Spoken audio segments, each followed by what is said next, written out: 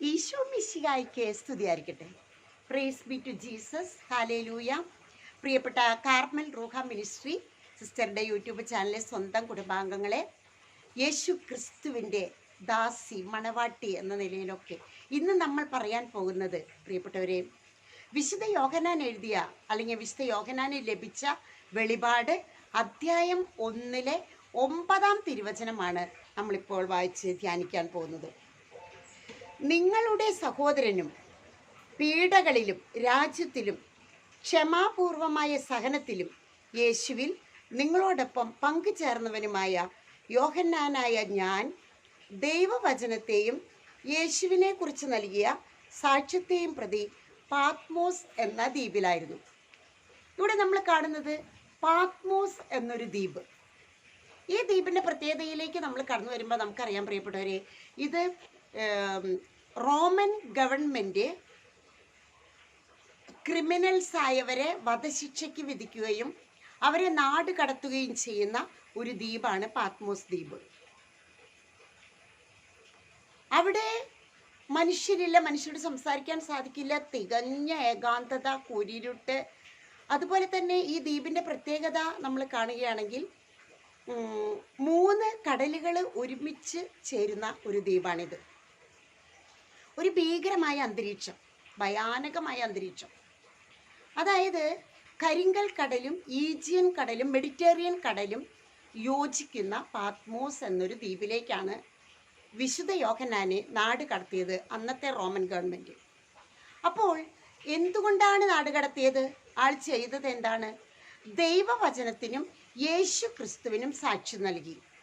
നമ്മൾ മർക്കോസ് 12:24 പറയുന്നുണ്ട്, ദൈവവചനത്തെക്കുറിച്ചോ യേശു ക്രിസ്തുവിനെ കുറിച്ചോ അറിയാത്തത് കൊണ്ടാണ് നിങ്ങൾക്ക് തെറ്റുപറ്റുന്നത്. അപ്പോൾ ഇത് രണ്ടും ചെയ്തതുകൊണ്ട് അതിന് സാക്ഷ്യം ജീവിതം പ്രസംഗിക്കുകയും അത് പ്രചരിപ്പിക്കുകയും പ്രഘോഷിക്കുകയൊക്കെ ചെയ്തതുകൊണ്ട് യോഹന്നാനെ ലാസ്റ്റ് അവർ നാട് കടത്തുകയാണ് ഈ പാത്മോസ് ദ്വീപിലേക്ക്. ഇനി നമ്മൾ ഈ ദ്വീപിലെ ഇത് നടക്കുന്നത് ഡൊമീഷ്യൻ ചക്രവർത്തിയുടെ കാലത്താണ്. നമ്മൾ ഈ വചനം എല്ലാവരും വിശുദ്ധ ഗ്രന്ഥമെടുത്ത് വിശുദ്ധ യോഹന്നാൻ ലഭിച്ച വെളിപാട് അധ്യായം 9 നമുക്ക് അതൊന്ന് നിവർത്തിപ്പിടിക്കാം. അപ്പോൾ വിശുദ്ധ ബൈബിൾ എടുക്കുമ്പോൾ നമ്മൾ ചുംബിക്കുകയും നമ്മളൊന്ന് നമ്മുടെ നെഞ്ചോട് ചേർത്ത് വെക്കുകയും ചുംബിക്കുകയും ചെയ്തതിന് ശേഷമാണ് വിശുദ്ധ ബൈബിൾ നമ്മൾ കയ്യിലെടുക്കുക. കാരണം ഇത് സ്വർഗത്തിൻ്റെ ദൈവവചന ഗ്രന്ഥമാണ്, സ്വർഗത്തിൻ്റെ ഗ്രന്ഥമാണ്.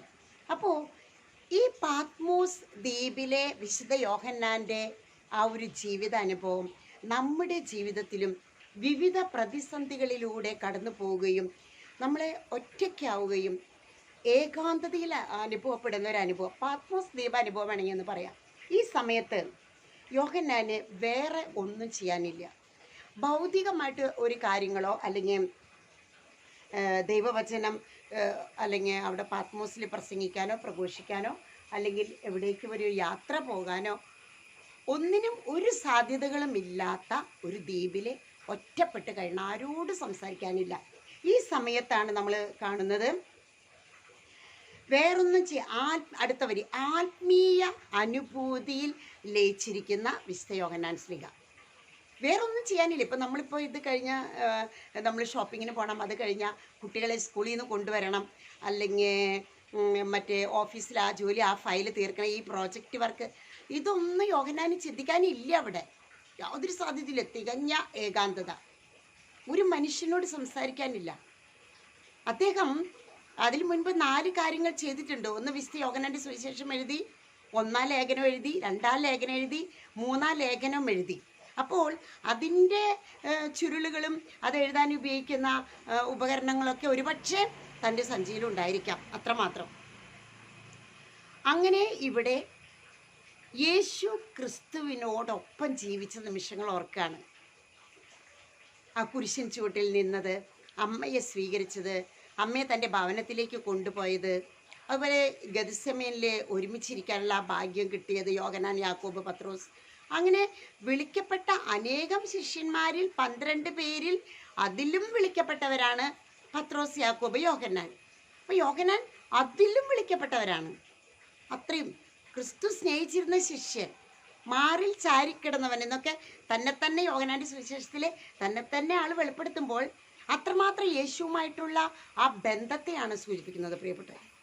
അതുകൊണ്ട് തന്നെ ഒന്നും ചെയ്യാനില്ലാത്ത അവസ്ഥയിലെ ആത്മീയാനുഭൂതിയിലെ യേശു ക്രിസ്തുവിൻ്റെ ആ സ്നേഹത്തെക്കുറിച്ച് ധ്യാനിച്ച് ആത്മീയാനുഭൂതിയിൽ ലയിച്ചിരിക്കാം. നമുക്ക് ഇങ്ങനൊരു പ്രതിസന്ധി വരുമ്പോൾ നമ്മൾ എന്താണ് ചെയ്യുന്നത്? ഇതിവിടെ ഒരു ധ്യാന വിഷയമാണ്. അപ്പോൾ അതുകൊണ്ട് തന്നെ നമുക്ക് ദ്വീപിലെ ആ അനുഭവ അവസ്ഥയിലേക്ക് വരാം. ഒന്നാമതായിട്ട് ഏകാന്തത നമ്മൾ നേരത്തെ കണ്ടു. കാരണം ഈ ഈ ദ്വീപിലെ തിരമാല, കടലുകൾ വന്ന് ചേരുമ്പോൾ തിരമാലകൾ ഗർജിക്കുന്ന ആഞ്ഞടിക്കുന്ന സ്വരങ്ങൾ, അതുപോലെ തന്നെ അത് ഇങ്ങനെ വെള്ളച്ചാട്ടത്തിൻ്റെ ഇരമ്പൽ പോലത്തെ സ്വരങ്ങളാണ്. അതുപോലെ കടലിലെ ഈ ദ്വീപിലെ ആഴത്തിലുള്ള വിഷാംശമായ അല്ലെങ്കിൽ എപ്പോഴും ഉപദ്രവിക്കാനായിട്ട് നോക്കിയിരിക്കുന്ന ജീവികൾ, ഭീകര ജീവികൾ, അവർ കരയിൽ ഇര തേടുന്നവർ, കടലിൽ ഇര തേടുന്നവർ, അതിൻ്റെയൊക്കെ ഭീകര ശബ്ദങ്ങൾ, ഈ ഭീകര ജീവികളുടെ ശബ്ദങ്ങളൊക്കെ അങ്ങനെയുള്ള ഒരു ദ്വീപിൽ. അപ്പോൾ ഏകാന്തത ഒന്നാമതായി. രണ്ടാമതായിട്ട് ആശ്രയിക്കാൻ ആരുമില്ല. സിസ്റ്റർ തനിച്ച് തന്നെയാണ്. ഈ മൊബൈൽ സ്റ്റാൻഡ് വെക്കുന്നു, മൊബൈലിൽ സിസ്റ്ററിൻ്റെ ചാനൽ ഓണാക്കുന്നു. സിസ്റ്റർ തന്നെ ഇങ്ങനെ പറയാണ്, നമുക്ക് ആശ്രയിക്കാൻ ആരുമില്ല, ദൈവം മാത്രമാണ്. അപ്പോൾ ഇങ്ങനെ നമ്മൾക്കറിയാം, ചിലരൊക്കെ ഇങ്ങനെ ലക്ഷങ്ങളുടെ ക്യാമറ ഉപയോഗിക്കുന്നു, അത് അസിസ്റ്റ് ചെയ്യാനായിട്ട് ടെക്നീഷ്യൻ, അങ്ങനെയൊക്കെ കുറേ കാര്യങ്ങൾ ചുറ്റും നടക്കുമ്പോൾ നമുക്ക് ആശ്രയിക്കാൻ ആരുമില്ല, ഒരു ദ്വീപിൽ അകപ്പെട്ട പോലെയാണ്. അപ്പോൾ നമ്മൾ ദൈവത്തിൽ മാത്രം ആശ്രയിക്കാൻ ഒന്നുമില്ല. സിസ്റ്റർ തന്നെ ഇത് പബ്ലിഷ് ചെയ്യുന്നു, സിസ്റ്റർ തന്നെ ഇത് എടുക്കുന്നു, മൊബൈൽ സ്റ്റാൻഡ് ഓണാക്കുന്നു, മൊബൈൽ ഓണാക്കുന്നു, അത് നെറ്റിൽ പബ്ലിഷ് ചെയ്യുന്നു. അങ്ങനെ നമ്മൾ ആശ്രയിക്കാൻ ആരുമില്ലാത്ത അവസ്ഥയിൽ പരിശുദ്ധാത്മാവ് നമ്മെ എല്ലാം പഠിപ്പിച്ചു തരുന്നൊരു വലിയ അനുഭവം. മൂന്നാമതായിട്ട് നമുക്ക് കാണാം, സിസ്റ്റർ നേരത്തെ പറഞ്ഞു, കടലിലും കരയിലുമുള്ള ജീവികളുടെ ക്രൂര സ്വഭാവം. കാരണം ഈ ഒരു മനുഷ്യൻ ഒറ്റയ്ക്കാണ് അവിടെ ഇരിക്കുന്നത്. അപ്പം ഇവരുടെ ക്രൂര സ്വഭാവം, ഇദ്ദേഹത്തെ രക്ഷിക്കാൻ ആരുമില്ലെന്ന് അവർ മനസ്സിലാക്കുകയാണ്. ദിവസങ്ങളോളായി ഇരിക്കുന്നു. ഇനി ഇങ്ങനെ ഇരുന്ന പാത്മോസ് ദ്വീപിൽ ഇങ്ങനെ ഒറ്റയ്ക്കിരുന്ന യോഹന്നാന് എന്താണ് സംഭവിച്ചത്? ദൈവത്തോട് മാത്രം സംസാരിക്കുകയാണ്. ആ ദൈവത്തോട് സംസാരിക്കുമ്പോൾ യേശുവിൻ്റെ സ്വരം കേൾക്കുന്നു, അത് ശ്രദ്ധിക്കുന്നു, അത് അംഗീകരിക്കുന്നു, അനുസരിക്കുന്നു. അപ്പോഴാണ് ആ അനുഭൂതി ലയിച്ചിരിക്കുമ്പോൾ തിരിഞ്ഞ് കർത്താവിൻ്റെ സ്വരം, കർത്താവിൻ്റെ ആരാണ് യേശു, ഉത്തിതനായ യേശു എങ്ങനെയാണെന്ന് മുൻപിൽ കാഴ്ച കാണുകയാണ്. തിരിഞ്ഞപ്പോൾ തേജോമയനായ യേശു ക്രിസ്തുവിൻ്റെ ദർശനം ഈ യോഹന്നാന് കിട്ടുകയാണ്. മനസ്സിലായി? അപ്പം ആരാരുമില്ല, ആശ്രയിക്കാനില്ല. മറ്റുള്ളവർ നമ്മളെ ക്രൂരമായി പീഡിപ്പിക്കുന്നു, ഏകാന്തമായി ഇരിക്കുന്നു, കളിയാക്കുന്നു, പരിഹസിക്കുന്നു. ഭാര്യ ഭർത്താവിനെ പരിഹസിക്കും, ഭർത്താവ് ഭാര്യ പരിഹസിക്കുന്നു, മക്കൾ മാതാപിതാക്കളെ അവഗണിക്കുന്നു, മാതാപിതാക്കൾ മക്കളെ പ്രതി വേദനിക്കുന്നു. ഇങ്ങനെ ഒരുപാട് പ്രതിസന്ധികളിലൂടെ നമ്മൾ നീങ്ങുമ്പോൾ, ഏകാന്തമായി ആത്മീയതയിൽ ലയിച്ചിരിക്കുമ്പോൾ, ഒറ്റപ്പെട്ടിരിക്കുമ്പോൾ, തിരിഞ്ഞു നോക്കുമ്പോൾ യേശു പിന്നിൽ നിൽക്കുന്നു, തേജോമയനായ ക്രിസ്തു. പിന്നെ പിന്നീടുള്ള വചനങ്ങളൊക്കെ നമുക്കറിയാം, കർത്താവ് സംസാരിക്കുന്നു. അതുപോലെ തന്നെ ഈ തിരമാലകളുടെ ഇതിൻ്റെയൊക്കെ നടുക്കിലാണ് ദൈവശബ്ദം കേൾക്കുക. അപ്പോൾ ഇന്നത്തെ ലോകം ശബ്ദമുഖരിതമാണ്. ഇപ്പോൾ ഇന്ന് ഒരു ടോക്ക് കൊടുക്കാനായിട്ട് പോയപ്പോൾ ആ പള്ളിയിൽ മുന്നിലെല്ലാം കൊച്ചു കൊച്ചു കുട്ടികളാണ് ഇരിക്കുന്നത്. എന്ന് വെച്ചാൽ ഒരു 3ാം ക്ലാസ് 4ാം ക്ലാസ്. പക്ഷേ ഒരു നിമിഷം അവരിങ്ങനെ ഇരിക്കുമ്പോഴേക്കും അപ്പം ലെഫ്റ്റിലേക്ക് തിരിഞ്ഞു, പിന്നെ റൈറ്റിലേക്ക് തിരിഞ്ഞു, അല്ലെങ്കിൽ ഒന്ന് കറങ്ങിയിരുന്നു, കാലൊക്കെ നീട്ടിയിരുന്നു. എങ്ങനെയാണ് ദൈവ സാന്നിധ്യത്തിൻ്റെ ഈ ദിവ്യസക്രാരിയിൽ അപ്പത്തിൻ്റെ രൂപത്തിൽ എഴുന്നള്ളിയിരിക്കുന്ന ജീവനുള്ള ദൈവത്തിൻ്റെ മുൻപിൽ എങ്ങനെ വ്യാപരിക്കണമെന്ന് പോലും അറിഞ്ഞുകൂടാത്ത മക്കളാണ് നമ്മുടെ ചുറ്റും. അപ്പോൾ ലോകം ശബ്ദമുഖരിതമാണ്. ഒന്ന് ഏകാന്തമായിട്ട് ഏകാഗ്രതയിൽ ഇരിക്കാൻ പോലും വശമില്ലാത്തവർ. പിന്നെ വീണ്ടും പറയണ 1:13 അതിൽ തന്നെ 13 മനുഷ്യപുത്രനെ കണ്ടു. എങ്ങനെയാണ് മനുഷ്യപുത്രനെ കണ്ടത്? നമ്മൾ കണ്ടു 7 പൊൻവിളക്ക്. അപ്പോൾ 7 തിരിയിട്ട വിളക്കെന്ന് പറഞ്ഞിട്ട് നമ്മൾ പാട്ട് പാടും. ഈ 7 തിരിയിട്ട വിളക്കെന്ന് പറയുമ്പോൾ ഒരു വിളക്കിന് തന്നെ 7 തിരിയിട്ട വിളക്കാണ് ഇവിടെ പറയുന്നത്. അപ്പോൾ 7 ദീപപീഠങ്ങൾ എന്ന് പറയുമ്പോൾ 7 വിളക്ക് എന്ന് പറയുമ്പോൾ 7 × 7 49 തിരികൾ ഒരേ സമയം കത്തുന്ന പ്രകാശമാണ്. സൂര്യൻ്റെ 10 മടങ്ങ് പ്രകാശത്തോടു കൂടെ തേജോമയനായിട്ട് ക്രിസ്തു, യേശു ക്രിസ്തു, താൻ അതിരറ്റ് സ്നേഹിക്കുന്ന യേശു ക്രിസ്തു ഇവിടെ പ്രത്യക്ഷപ്പെട്ടിരിക്കുകയാണ് യോഹന്നാന്. അപ്പോൾ പിന്നെ നമ്മൾ കുറേ കാര്യങ്ങൾ പറയുന്നുണ്ട്. അത് പിന്നീട് സിസ്റ്റർ പറയാം. ഇടക്കച്ച, അത് പിന്നെ ഏഴ് തിരിയിട്ട വിളക്ക്, ഇടക്കച്ച. ഇടയ്ക്കിടെ മധ്യത്തിലാണ് ഈശോയുടെ എല്ലാ വേഷവിധാനങ്ങളും അവിടെ എക്സ്പ്ലെയിൻ ചെയ്യുന്നുണ്ട്. ഇതിലെല്ലാറ്റിനുപരിയായിട്ട് നമ്മൾ പറഞ്ഞത്, അദ്ദേഹം യേശുവിനെ കണ്ട മാത്രയിൽ മരിച്ചവനെ പോലെ സാഷ്ടാംഗം പ്രണമിച്ചു.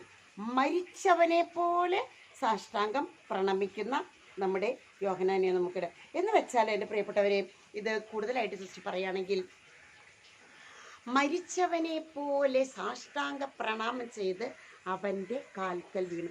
പലപ്പോഴും ദിവ്യകാരുണ്യം വെച്ചിരിക്കുന്ന ദിവ്യ സക്രാരിക്ക് മുന്നിലൂടെ ദേവാലയങ്ങളിലെ അവിടെ നിന്ന് ഇങ്ങോട്ട്, ഇവിടെ നിന്ന് അങ്ങോട്ടൊക്കെ പോകുമ്പോൾ നമുക്ക് ശരിക്കും സങ്കടം തോന്നാറുണ്ട്. നമ്മൾ കുമ്പിട്ട് ആരാധിക്കുന്ന, പണ്ടൊക്കെ നമ്മുടെ അപ്പൻ്റെ പൂർവികരുടെയൊക്കെ കാലത്ത് അവർ പള്ളിയിൽ വന്നാൽ ഒരു കാല് മടക്കി മറ്റേ കാലുകൊണ്ട് ആചാരം ചെയ്തിട്ടാണ്, അല്ലെങ്കിൽ രണ്ട് കാലും മുട്ടുകുത്തി ആചാരം ചെയ്തിട്ടാണ് ആ വശത്തേക്ക് കടക്കുക, കുരിശൊക്കെ വരച്ച്. പിന്നീട് ഒരു കാല് മുട്ടുകുത്തണം. പിന്നീട് നമ്മൾ ഇങ്ങനെ സാഷ്ടാംഗ പ്രണാമം ചെയ്തില്ലെങ്കിലും ശിരസ് നമിച്ചുകൊണ്ട് നമ്മൾ അപ്പുറത്തേക്ക് കടന്നു പോകുന്നു. ഇന്നത്തെ കാലത്ത് അവിടെ നിന്ന് ഇങ്ങോട്ടോടാനും ഇവിടെ നിന്ന് അങ്ങോട്ടോടാനും പള്ളിയിലിരുന്ന് സംസാരിക്കാനും ഒന്നും ഒരു വിഷമം ഇന്നില്ലാതായിരിക്കുന്നു. അത്രമാത്രം ഗൗരവത്തിൽ അല്ലെങ്കിൽ ഭയഭക്തിയോടെ യേശു ക്രിസ്തു ആരാണെന്ന് നമ്മുടെ ഉള്ളിലില്ലാത്തത് കൊണ്ടാണ് പ്രിയപ്പെട്ടവരെ ഇങ്ങനെയൊക്കെ സംഭവിക്കുന്നത്. എന്നാൽ യോഹന്നാൻ ടോട്ടൽ സറണ്ടർ ചെയ്യാണ് അവിടെ. സറണ്ടർ പരിപൂർണമായിട്ട്, അതായത് മരിച്ചവനെ പോലെ സാഷ്ടാംഗം. അത് മരിച്ചവനെ പോലെ എന്ന് പറയുമ്പോൾ ഇനി എനിക്ക് മറ്റൊരു ഡിമാൻഡ്സ് ഇല്ല. യേശു ക്രിസ്തുവിൻ്റെ കാൽക്കൽ ഞാൻ മരിച്ചു. അവിടുന്ന് പറയുന്നത്, ഞാൻ അവിടുത്തെ ദാസൻ, സഹോദരൻ, അടിമയായി. ഇനി എന്താണ് യേശു പറയുന്നത് അത് മാത്രം ഞാൻ ചെയ്യാനുള്ളവനാണ് എന്നുള്ള ഒരു അടിമ വെക്കലാണ്, ഒരു സാഷ്ടാംഗ പ്രണാമം, പരിപൂർണ സർവാംഗ സമർപ്പണം, സർവസമ്പൂർണ സമർപ്പണമാണ് യോഹന്നാൻ അവിടെ ചെയ്യുന്നത്. ഇങ്ങനെയുള്ള അവസ്ഥകളിലൂടെ കടന്നു പോകുമ്പോൾ പ്രിയപ്പെട്ടവരെ, നമുക്കിപ്പോൾ അവിടെ ക്ഷുദ്രജീവികളോ അല്ലെങ്കിൽ വിഷം കലർന്ന നമ്മളെ പീഡിപ്പിക്കാവുന്ന അല്ലെങ്കിൽ നമ്മളെ അങ്ങനത്തെ ദുരിതങ്ങളൊന്നും നമ്മുടെ ഈ ഏകാന്തതയിൽ ഇല്ല എങ്കിൽ പോലും മറ്റ് പല വിധത്തിൽ മനുഷ്യരാകാം, ഭാര്യയാകാം, ഭർത്താവാകാം, കൂടെ പിറപ്പുകളാകാം, തുണ സഹോദരികളാകാം, മക്കളാകാം, അയൽപക്കക്കാരാകാം, സഹോദരന്മാരാകാം, ഒക്കെ സൗഹൃദം അങ്ങേയറ്റം നമ്മുടെ ഹൃദയം കൊടുത്ത് സൗഹൃദപ്പെട്ടവരായിരിക്കാം.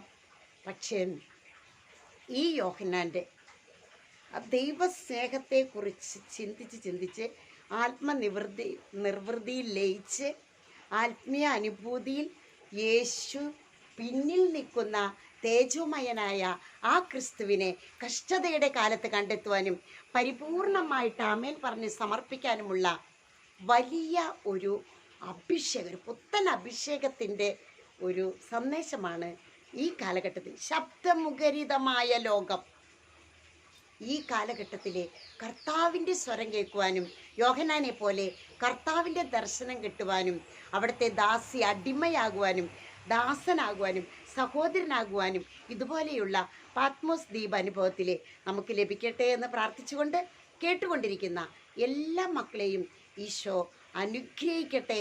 നമ്മൾ പരിശുദ്ധാത്മാവിൻ്റെ പന്തക്കുസ്ത തിരുനാളിന് ഏറ്റവും അടുത്തടുത്തൊരുങ്ങാണ്. 2-3 ദിവസം കൂടെ ഉള്ളൂ. ഏറ്റവും അടുത്തടുത്തൊരുങ്ങാണ്. എല്ലാവരും ഈശോ അനുഗ്രഹിക്കട്ടെ. ഈ ചാനലിനെ സ്നേഹിക്കുന്ന നിരവധി മക്കളുണ്ട്. അവരെയൊക്കെ കർത്താവ് പേര് ചൊല്ലി വിളിച്ച് അനുഗ്രഹിക്കട്ടെ എന്ന് പ്രാർത്ഥിക്കുന്നു. ആമേൻ.